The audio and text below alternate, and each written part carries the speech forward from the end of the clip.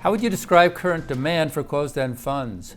What's driving the level of interest we're seeing today? Well, demand can express itself in two ways. One is through a healthy IPO market, and the second is in the secondary market. I'll deal with the second bit first, if you like.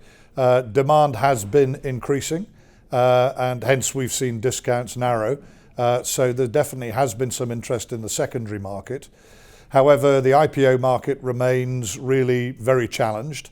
I think there are still issues in terms of pricing from the capital market side, the underwriting side, and that needs to be figured out. But I think in order to see very healthy demand for closed-end funds, we would need to see the IPO market pick up again. So there's been less IPOs or initial public offerings in the closed-end fund universe for a while. Mostly it's been term trust. And so that has helped improve the demand for the secondary market. And that's partially, in our opinion, why discounts have narrowed. We've also seen that when discounts were wide, some institutional investors and some activist investors came in and did some tenders and pushed some funds to narrow levels, which has been helpful. But I'd say at the end of the day, yields globally are low.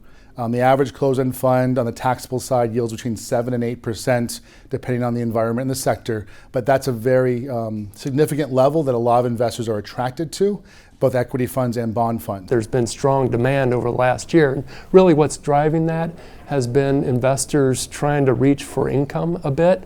We've been in a low yield environment here for, the better part of 8 years. So as people look for income, they will expand beyond the traditional sources of fixed income investments and look to closed-end funds. Investors need to find income somewhere. As we all know, the baby boomers are entering the retirement phase of their life, and income is a key component of what they're going to be looking for. So I think that's largely behind probably the narrowing of discounts and the increase in demand that we've seen this year, and the expectation I think should be that that'll continue.